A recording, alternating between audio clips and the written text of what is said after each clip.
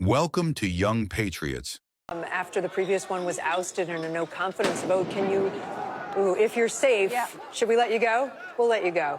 That looks pretty close. No, that's okay. Well, if you're still with me, Kate, I will tell you that the new prime minister, 39 years old, previously, let's walk this way, guys.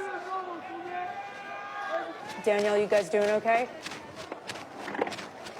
We're just fine. As I was saying, Kate, the new prime minister is an ally of Emmanuel Macron, the president, and so he's seen sort of one of the last men standing. He has been with the president since day one, and so he is seen as someone who could potentially find compromise with the far right. France on edge. On September 9th, 2025, President Emmanuel Macron faces one of the biggest political storms of his career. After the collapse of his government, Macron named Sébastien Lecornu as the new prime minister.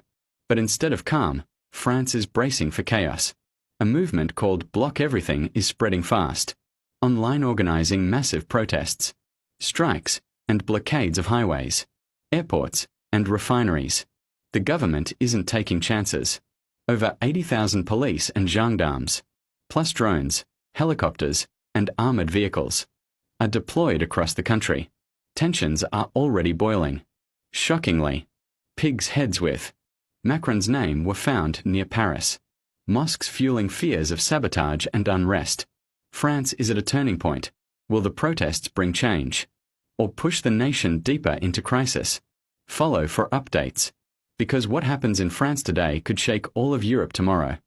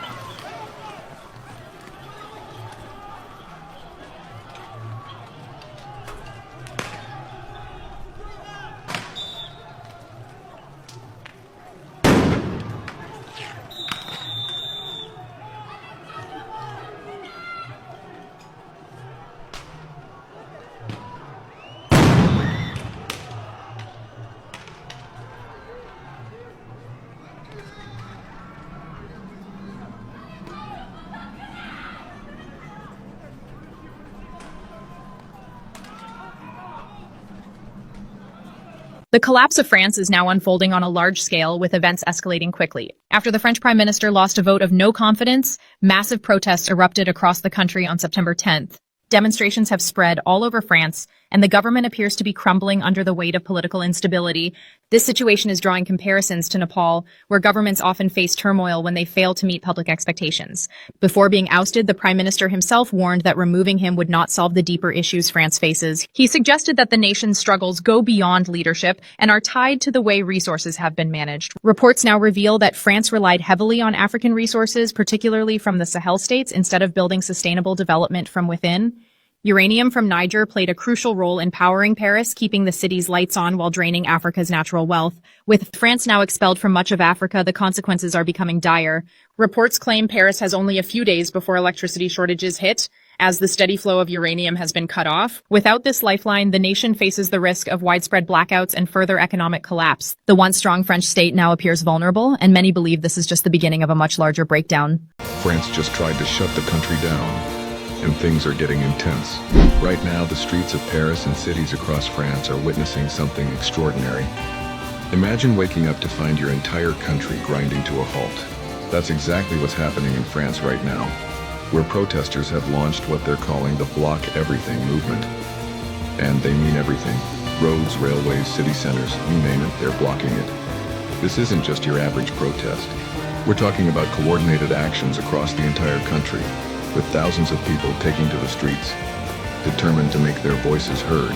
The scenes are pretty dramatic. farmers with tractors blocking highways, workers forming human chains, and entire neighborhoods coming to a standstill. So what's got the French so fired up? Well, it's all about government reforms that people say are pushing them to the breaking point.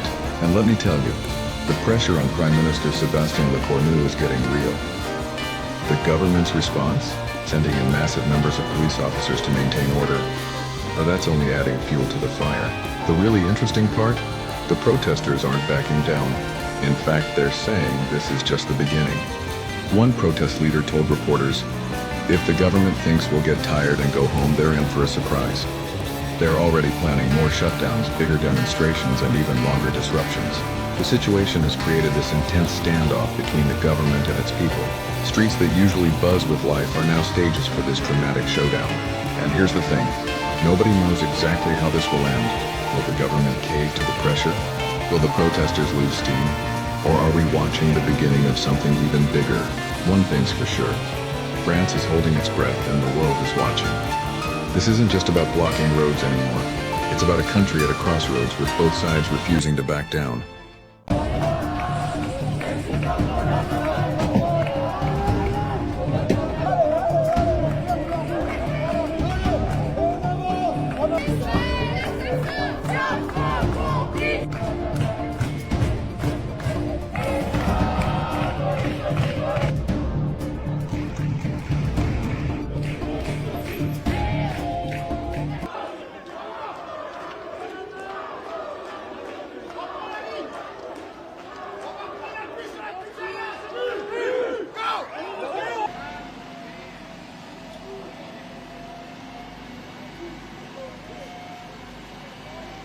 Paris brûle aujourd'hui et même les policiers n'ont pas pu maîtriser le chaos. Le mouvement Bloquons tout a frappé de plein fouet la ville lumière. C'est toute la France qui s'est mise en mode stop total. Métro, RER, bus, écoles, hôpitaux, presque tout est à l'arrêt. Une grève générale lancée via réseaux sociaux et télégrammes, sans tête visible, mais déjà mythique. À Paris, les autorités ont déployé, accroche-toi, bien 80 000 gendarmes et policiers. Ils avaient prévenu, aucun blocage ne sera toléré. Mais le mot d'ordre « paralysie nationale » a été pris au pied de la lettre. Dès l'aube, blocage, manifestations, sabotage et déjà des interpellations à Paris. Environ 95 à ce moment-là, avec des actions dans toute la région. Les points chauds, Châtelet-les-Halles, la place des Fêtes et aux portes de la capitale, chaque intersection mérite un film d'action. Ce n'est plus de la contestation, c'est une explosion sociale. Le gouvernement voulait couper dans les dépenses à hauteur de 43,8 milliards d'euros. Thank you for standing with us, for standing with the truth, and for standing with President Ibrahim Traoré.